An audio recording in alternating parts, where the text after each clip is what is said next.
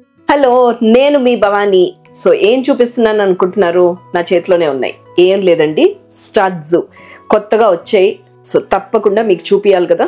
ఇదండి ఈ స్టడ్స్, ఎంత బాగున్నాయో చూడండి. సైజ్ కూడా చాలా బాగుంది.